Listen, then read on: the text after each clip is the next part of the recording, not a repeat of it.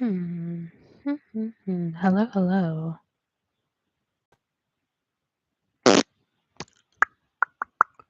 I don't know if my sound is working. Now I'll mute it. Hello, welcome. I hope you can hear me. If you can't hear me, put it in the chat and let me know. So this is Ask a Therapist Thursdays, something new that I'm starting. And what I want to do is go live once a week and answer some of your questions around neurodivergence, trauma, mental health. I think that this is a great way to reduce barriers. There can be a lot of barriers to treatment, especially when you're looking for a specialist in some things. I hope that I can answer some of the questions that you have to just help you in your own self discovery or in working with a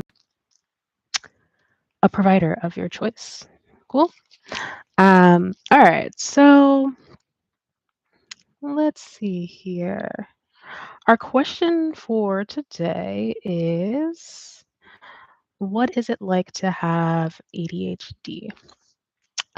So that's like a really broad and complex question. I love the quote. It's like, if you've met one insert neurodivergent condition, one ADHD person, one autistic person, you've met one. Um, and the reason for that is because many of these neurodivergent conditions are heterogeneous. So they can show up in many different ways. While there are like commonalities and shared experiences that many people with these conditions may have, at the same time, exactly how that shows up in their life can look very different. So I'm gonna just maybe first go over some of like the common difficulties that someone might face with ADHD just quickly. And know that like not every ADHDer has to experience all these issues. That's also not an exhaustive list of issues. Um, and I really want to focus a bit on more of the challenges around ADHD versus like the bright side or the superpower part. Because I do believe, again, like, um, I think that part of it is a bit more personalized, where I think when defining the diagnosis in itself, we're typically looking for common challenges that that diagnosis presents, someone with that diagnosis may experience. So ADHD for many people, like, you're going to experience forgetfulness, maybe forgetting what you're going to say, like while you're in mid conversation, forgetting your keys, forgetting where you parked, forgetting appointments or people's birthdays. Um, yeah, just kind of forgetting, walking into the room and forgetting like why you even came in here and what are you about to do next. Um, so there are definitely troubles with just memory and working memory as well as, well, I'll just say it like that, yeah, working memory also, but like pulling things from like long-term stored memory can also be challenging. Short-term memory can also be challenging. Um, so memory recall is another commonality that we see as a difficulty. Like if someone asks me like, "What's your favorite color?" I'm like, "I don't know." Like I have no idea. Like I mean, I have favorite colors, and that just might be like part of it is that I have a hard time narrowing things down. Um, or just like picking one, I think in the colors realm. But even like in other parts of life, like, what was your favorite subject in school? Or like, what was your favorite pet? Or things like that, like favorite movie. Um, my favorite movie is actually Shrek. I know that. But for many of these things, like I might have to sit and think about it for a while because I'm like, I don't really know what my favorite thing is. Why has my live counting stopped? I hope I'm still live. Da da da. Okay, it's moving. It's moving. Cool. Um, yeah, so just kind of like extracting information about maybe like a certain situation or a part of your life. Sometimes it might not be as easy or readily available to individuals with ADHD. Emotional regulation is a big challenge that ADHDers face. And while that's not a clinical criterion of the diagnoses, it's well researched that this is a very common experience, and there's a lot of discussion around making that a criteria of the diagnoses, to my understanding. Um, so yeah, difficulty with emotional regulation. Differences in motivation is very common for ADHDers. So like many neuronormative folks are very much motivated by like consequence and reward, or just like importance, as they may be able to prioritize a bit more seamlessly or easier or easily. Um, so ADHDers are typically not so much motivated by like punishment and reward, but more so by like interest, by urgency, sometimes by passion, um, things like that. So the way that our nervous system really works and kicks into gear is much different. Than the neuronormative person or what the normal normative society expects. I'm looking at my notes here. So task initiation, another difficulty that's commonly experienced by ADHDers, which I think is highly linked to that difference in motivation. Um, but it's really common of many ADHDers to have difficulty starting a task, and we might call that like procrastination in some senses. But what I think is really common is that, like, they want to start the task, like, cognitively, and when I say they, I mean me as well, like, cognitively, like, you're like, "Okay, I need to get up and do this thing, like, I need to get out of bed. I need to get out of bed and start the day," but it's like, you just can't, and, like, it's not like you're just, like, laying there chilling, relaxing, it's like you're laying there in, like, this pool of anxiety about, like, "Why can't I just go get up and, like, start the day? Like, why can't I move? Like, why do I need so much time, before I can transition from one thing to the other?" Um, so it can be really difficult to, yeah, start a task in a very, like, seamless, quick, easy way. Um, and again, it can really kind of trigger a lot of anxiety, which is also co-occurring many times with ADHD. And then another common experience would be sensory and social difficulties. I kind of just lump them together, though they are different things. So sensory difficulties might be related to, the five senses around like sound, smell, touch, things like that, that might be a bit overwhelming for some folks, or they might be hyposensitive, or they need more input for some of these things to really experience them or notice them. And that's not a fixed state. Someone can shift back and forth between being hyper and hyposensitive. It may depend on the situation. It may depend on their current support needs. As we know, that needs are fluctuating. So those things can change. So I, as you may know, I am formally diagnosed with ADHD. I am self-diagnosed as autistic and dyspraxic. Done a lot of research on those things, made a lot of sense in my life. I tried to get a formal diagnosis and ran into a lot of ableism and just ignorance around the topic from many professionals. Um, and so I decided not to do that because at my big age, it's really not going to make that much difference for me to have that formal diagnosis. I'm not like seeking out any particular services or anything like that. And most states won't give them to me because, I wasn't diagnosed earlier in life. So they're like, oh, you made it this long. Like, you're good, which that's a problem, but that's a conversation for another day. So I don't have a formal diagnosis of those things, but I am going to speak to this question more from like an ADHD experience because I can't totally just like extract those two experiences of having ADHD and having autism. So yeah, I'm gonna kind of come from an ADHD experience. And again, remember, just everybody is their own person. They have their own experiences with these things.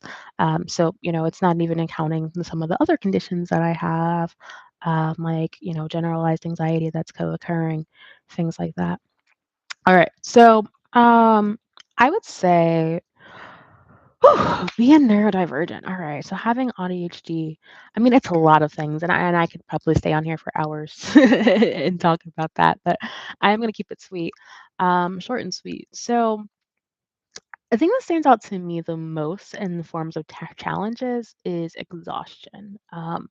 Just simply not having the capacity to go, go, go, go, go in ways that other folks my age often do. So there have been many times in my life where I've tried to go, go, go, go, go, and then I decompensate. And so I end in, this meltdown or a shutdown, or just really end up getting burnt out. So I really have to be more intentional with like how I'm going to spend my time and what I'm going to spend it on. That's kind of pointing to that spoons theory where we have a finite amount of spoons or energy, and this is true for everyone, that they can exhaust in a day. But folks with chronic illness and neurodivergent conditions, they might start the day off with less spoons first and foremost, but also it may take more spoons for them to do a task as compared to their neuronormative counterpart. So, like for instance, getting dressed, I have come to tears, and it has ruined my entire day many times in my life when it comes to just getting myself ready in the morning. If I did not kind of pre-plan what I was going to, wear, or when I didn't really have a routine around that. Yeah, I could just really decompensate easily. Where for some people, they roll out of bed and they're out the door in 20 minutes and it's nothing, right? Um, so that's an example. I think also that goes with exhaustion is just kind of like work-life balance and really figuring that out. So like it's just really hard to, and I think this might be true for everybody, to kind of keep a consistent day, even kill throughout the weeks. Um, but for me, it's often like very like I don't want to like make this derogatory, but I guess like mundane things that like really throw me off. So like let's just look at like this past week. I well over the last couple weeks since I got back home from winter break or vacation or whatever, visiting my family, I had to come back and just kind of like settle back in my space, kind of redo my sleep, like um, just really start to prepare for the month and the work week and that sort of thing. Um, and so as I've done that, like I got back into my like routines of chores. Like I'm pretty regimented about like not like inflexible, like, it does vary how I do it, but pretty regiment about doing something in a chore every day. So, like, most mornings, like, I'm gonna get up and, like, if there's some dishes around, I'm gonna put them in the dishwasher. I might take something out of the dishwasher, or I might wipe off my desk or, sweep the bathroom. Like, I usually do some sort of cleaning activity, like, in the morning, and, like, at various points throughout the day. And so, like, when I'm at home and I'm less mobile, and this might be a point of context. Like I recently just got a car living out here in California. So like for the last like, I don't know, 9 months, 10 months, I didn't have a car. And so I was less mobile and a bit more in the house. And so now like I got this car and I can be out and about. So, I got back home after break, I kind of got back into the swing of things, just keeping my vicinity in an organized fashion that I like. And then like I had this car, so then like now I'm outside on the weekends, and so I'm outside. I'm seeing my besties. I'm meeting new folks. I'm having a good time. I do like to socialize, but then it's just like. Oh shit, like those are usually the times, at least over the last few months pre-car, where I would be in the house a bit more and like doing my laundry or like doing my budget or like doing inside things. And so like I go do that outside thing, and then Sunday I come home and I'm really loving that I got to spend the time with those people. but then I kind of just feel like my personal day-to-day life is like in shambles. And like I know that's catastrophization. It's really not in shambles, but like that's how it feels. And then I feel like this overwhelm and I feel this dread of like being behind. And it's really tiring. It's extremely tiring. And then like also just being tired from going out.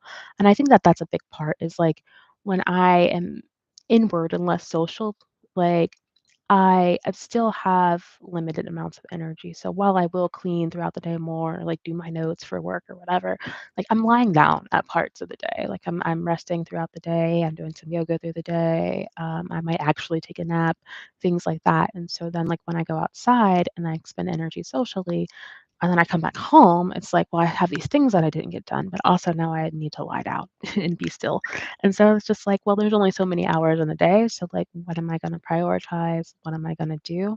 And that can just be very anxiety provoking and just frustrating.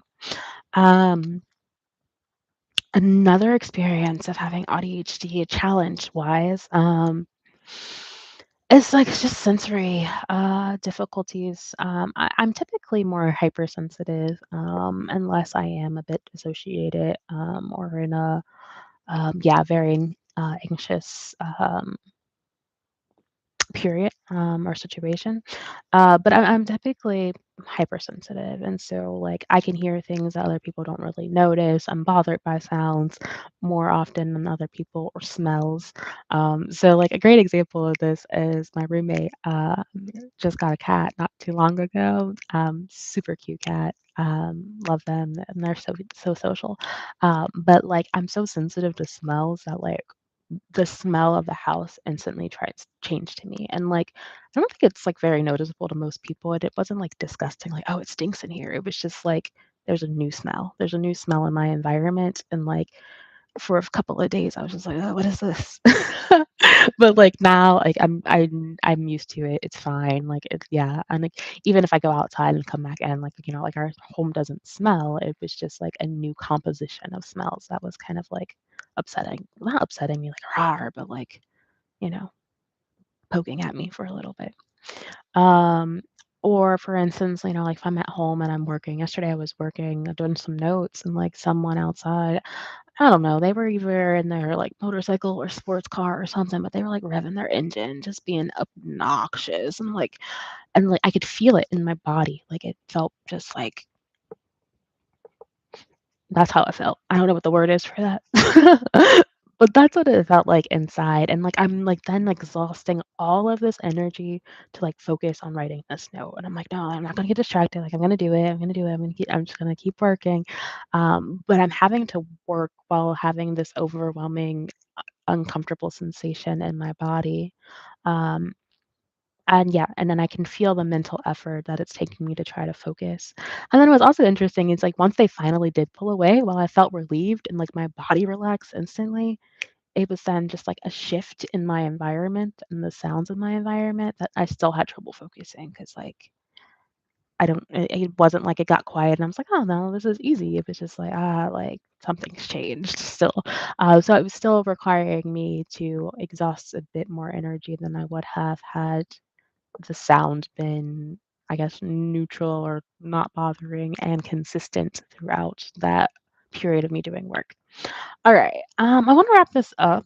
Um, so I want to say some positives of my ADHD experience. It's just that I'm really good at entertaining myself. Like there are always things going on in my brain. I have so many interests. I could certainly fill a lifetime of things I would love to do. Um, I have a lot of ideas and I'm very creative. Organizing those ideas is a challenge, but we're focusing on the positives. So lots of ideas, lots of creation. I really just desire to make things and birth things and put them into the world. And then another positive, I would say, I don't know if this is particularly related to my neurodivergence. I think based on some things that I've read and other people's experience, I think I might have something to do with it. But I have a very just like strong sense of intuition. And then I can track this back throughout my lifetime. My intuition is like almost always, I will be susceptible to fallacy, but, like, always, always, almost always, like, like, whatever I'm feeling, like, it's a strong no, it's a strong, "Yeah, let's just try it," like, be cautious, like, whatever, like, even if I don't listen to it, because there's been many times where, like, I'll talk myself down. I'm like, "Oh, you're being judgmental," or, "Oh, you're being rigid," or, like, "Oh, like, just go with the flow, you never know," or I try to, like, kind of consciously analyze, um, these initial responses. Typically what I find is that, like, later down the road, I come back to that response and like, "Huh, yeah, I feel like that now," or "I still feel like that," or, like, that was, like, a good